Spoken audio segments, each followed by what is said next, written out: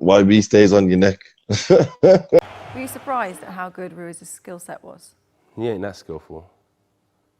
He's a good fighter. He beat you? Yeah, by a lucky punch. By a punch that was sent by the gods. Yo, my dance, make sure you hit that like button, comment, subscribe, and obviously hit the bell for notifications. So first things first, any man who are going to be crying about when this quote was said, I suggest you, man, save your time and click off now. Your boy the YB has been struck with stage 4 algamanitis and is just now recovering. So obviously, as you know, I pump out 3 videos a day, and given that this video is about 2 weeks old now, I've got a lot of backlog to be catching up with. Because your boy, listen, your boy don't miss stuff. It gets checked. This is what Al Gaiman didn't realise in his little plan. When he was sending over his deep espionage, his deep sabotage, he didn't realise that no matter how long you write the YB off, it just gets backlogged. Simple as that. There's no Al Gaiman thought, Yeah, we're gonna poison the YB. Yeah, we're gonna make sure we can't report the news. too late, no good. Your boy's gonna cover it no matter what, and it makes sense actually why there's so many man in the comments saying, "Oh, YB, this is old," trying to get the YB to not cover things. That's the bottom line. You man don't want the truth out there. It's too late. The YB's back. Anyway, let's get to the point of this video. Now, this is quite a controversial quote from AJ, and actually, I'm gonna, like always, take a bit of a different opinion on this. Now, first things first, AJ calls it a lucky punch. Now, I want to get something straight because there's been many people who have said stuff like, Oh, well, when Lennox Lewis lost twice, that was a lucky punch, but AJ's wasn't a lucky punch. AJ's was a domination. in fact, I might be wrong, but I'm pretty sure even Lennox Lewis himself said something along the lines of, oh yeah, mine were one punch wonders, but his was a dominating beating. Now, I want to really squash that argument there. I haven't heard no one else squash his argument yet, but luckily the YB is here to do that. Listen, Anthony Joshua has been persecuted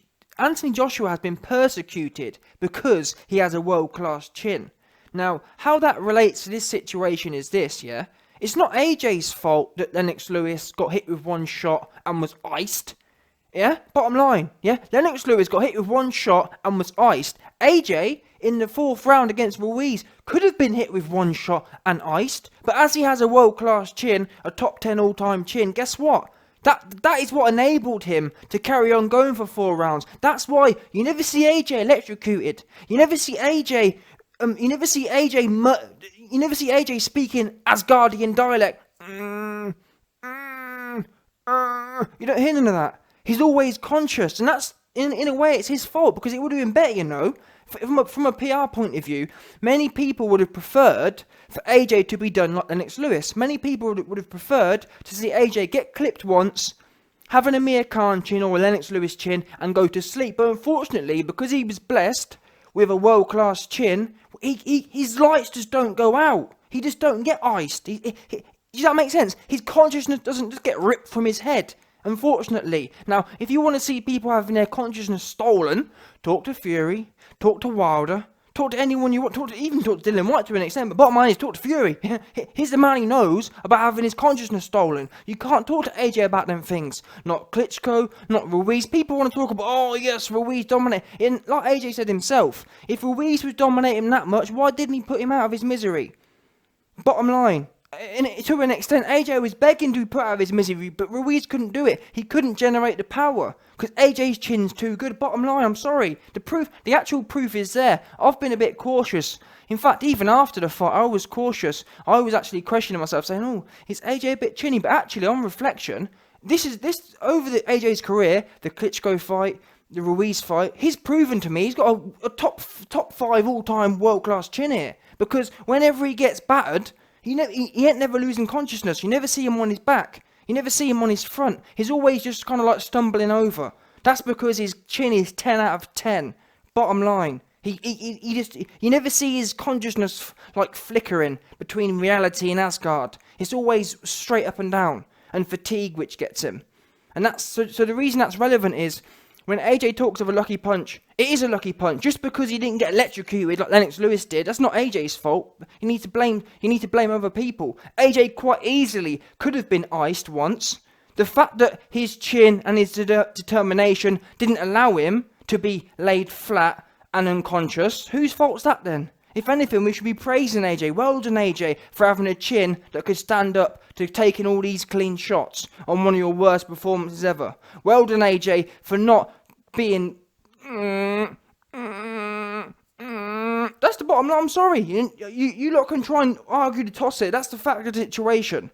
Yeah? Just because AJ doesn't get completely iced whenever he gets hit with a decent shot doesn't mean the punch isn't lucky, because guess what, like I keep saying, if Ruiz had hit him once and his lights had gone flat out, we'd all be sitting here now and saying, oh yeah, it was a lucky punch. But just because he was able to ride lucky punch, that it's still lucky, fundamentally speaking. And the truth will be in the pudding. I'm not a, well, I was about to say the YB is not a prophecy and a prophetical don, yeah, but he is a prophetical don. But what I'm trying to say is, the definition of lucky is doing something once.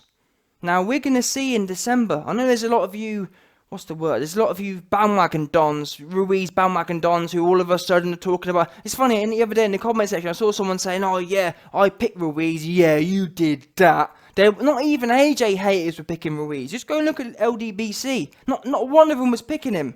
Then he wins and everyone's saying, yeah, man, yeah, man, Ruiz, man, he got that Mexican blood, man. Where was all the Mexican blood and all these hypes before the fight? I'm not even being funny. Even the Mexican dons weren't supporting Andy Ruiz, if the truth be known. I know it's quite easy and quite, what's the word?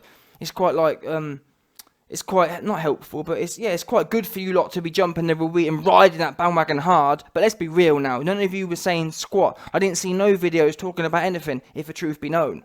But anyway, as I was saying, let's see in December how it goes. Let's see if in December he can, in fact, never mind replicating the same thing. In theory, Andy Ruiz should be able to ice Anthony Joshua. I don't want to see no stumbling over either. That's no good. Put him out cold. Your performances are meant to increase. Andy Ruiz won in devastating fashion. Now he should be able to lay AJ flat, because AJ's a stiff robot, like Ruiz keeps saying. Should he not? And like AJ actually said this himself, he felt a bit embarrassed for Ruiz, and I've got to agree, I'm the same. Watch that fight back. Look at how bad AJ is. You've already heard my opinion on it. He looked awful in that fight, defensively, offensively, psychologically, consciously. He wasn't there in in not even one part of the sense. Yet Ruiz couldn't stop him half sharp. Couldn't stop him. Took him 4 rounds and still didn't even get a clean. AJ was literally a heavy bag in there. He was a 250-pound heavy bag. And Ruiz was teeing off the hold for 4 rounds and couldn't even hurt him properly. Seriously, couldn't. Any time AJ went down was never because he was hurt or was never because he was short-circuited. It's because he got bored. I told you before I spoke to AJ, he told me, if I'm honest with you, YB, the reason I kept stumbling over or I kept going to the ground, so I got bored of Ruiz just throwing shots. I thought, is this guy going to put any leather on it or not? He was begging, AJ told me he was begging for Ruiz to put something half sharp on it and just kind of take his choice out of it. Ruiz doesn't have that, he doesn't have that choice-altering power. Choice-altering power is when you hit someone, and regardless of how much they do or don't want to do something, it happens anyway. Yeah? Ruiz don't have that, because every time Ruiz hit AJ had a choice. You know what? Shall I sit down, or get up? Conversely, Wilder versus Brazil gets hit. Brazil didn't have no... It wasn't a choice whether Brazil got up. Yeah, Wilder, and on that occasion, had the choice-altering power. He has same as AJ as well. When AJ fights, I don't know, pick someone, pick Povetkin. Povetkin didn't have no choice either. Yeah, when people talk about human beings, yeah, God endowed us with free choice. Yeah. AJ has the power to completely take that choice away from you. When he hits you, you ain't got no choice no more. You're out flat. On the other hand, Andy Ruiz was not endowed with that free choice taking power. Because when he hit AJ every time had a choice to get up or not get up again.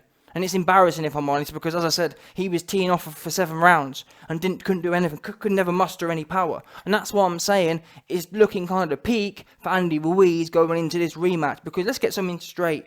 That there was maybe I'll be wrong, but I doubt it.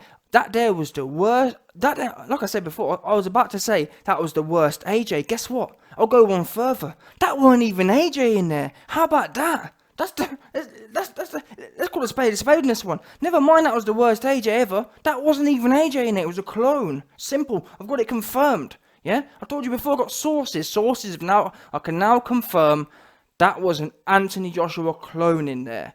Yeah? I heard the night before AJ was partying with too many baddies, and he said, you know what, bring the clone in. Unfortunately, the clone didn't have the up-to-date software, and that's why it lost. Yeah, this is what they're doing at this top level now. That's what they're doing. They're bringing, when athletes can't bother to do stuff, they're bringing clones in. Yeah, it just so happened this clone weren't quite with it. Yeah, it didn't have the update patch. It didn't have the patch. The update, man. It was missing. Anyway, let me stop gassing and actually get to the point of this video. So that was the first thing I wanted to cover. The second thing is what AJ actually said. He says here, that woman, I've got her name, but she says, were you surprised at how good Ruiz's skill set was? And AJ said, he ain't that skillful. He's a good fighter, but it was a lucky punch, a punch sent by the gods. Now, I've covered the whole lucky punch part, but I want to talk about AJ saying he ain't that skillful. And that's another part I want to talk about and kind of link it into this lucky punch business, yeah? AJ, as I said, that weren't AJ in there. But even Dillian White said it. Me personally, I think AJ can be a much better fighter than he has been throughout his career. I believe there's certain things, I might be wrong, what do I know, maybe I am a casual, whatever, but the things I think, if he tightened up his defense, his elbows were in, his chin was down a bit more, I think that all of them shots that he was, I talked about this in the Huey Fury fight. Watch Huey Fury versus Povetkin. Does Huey Fury have any power? Absolutely not. Yeah, he has no offense and no power. However, his defense, luckily, or it has to be, unfortunately for him, it has to be on point. Yeah, whenever Povetkin was teeing off on him, his elbow was tucked in tight, his chin was down, and he was able to catch and just absorb them shots. No problem. And my thing is, if AJ's saying Ruiz ain't that skillful, he's not. Yeah, if AJ, these things I'm talking about here, AJ could address them in half a session. Yeah, and this is what frustrates him about AJ's training team. But anyway, my point is, half a session or one session could address these issues. And if AJ goes in there, yeah, with his elbows tucked in and his chin down, Ruiz ain't going to be able to do squat. Do you understand that? Because the problem with throwing hooks is, anyone with tight defense, hooks don't do anything. All you're going to hit is gloves, unfortunately. You can't break a tight orthodox stance with hooks. Because when your elbows are in, your chin's down, you can't bang to the body. And I'm trying to think who it was. Who was it the other day who was talking about, that was it, Buatsi. Buatsi had a fight this weekend, and Buatsi said that when he was fighting the man, his coaching team kept saying, go to the body, go to the body. But Buatsi said back to his coaching team, I can't go to the body because he's not giving me that shot. His defense is too tight. And that's what I'm saying. When you've got that orthodox stance here, and your chin's down, your elbows are in, there's no gaps. You literally don't open a gap. And that's them sort of gaps. You can only really open the gap with a straight shot. Mainly really at right hand. You've got to put a really stiff right. Look. As an example, look at Wilder. He hasn't actually fought someone with a real stiff guard, but as an example, in the Bermain-Stavern fight, he wasn't able to do squat in the first fight. But even take the second fight for example. Deontay Wilder was able to open Bermain-Stavern up, not with hooks, but with a straight right hand, straight down the middle, and split the guard. And that's what I'm trying to say to you. So when Andy Ruiz is throwing all them sloppy wide hooks, if AJ's defense comes in average, it doesn't even have to be great, comes in average. As I said, it'd take me half a session to get that stuff fixed. If he comes in with half-sharp defense, Ruiz's game plan's going to be over. And all Ruiz is going to be doing, AJ will literally, I can see it, I can envision it now. Ruiz will tee off 7 hooks, and AJ will sit there like Floyd Mayweather does on the ropes against De La Hoya.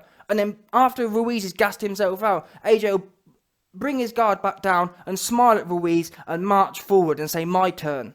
That's how it will go. Because Ruiz, he ain't all that. And his defense ain't all that either, if the truth be known. The only thing is, AJ, because the AJ clone in there didn't actually test Ruiz's defense. Because he was too busy malfunctioning, essentially. But yeah.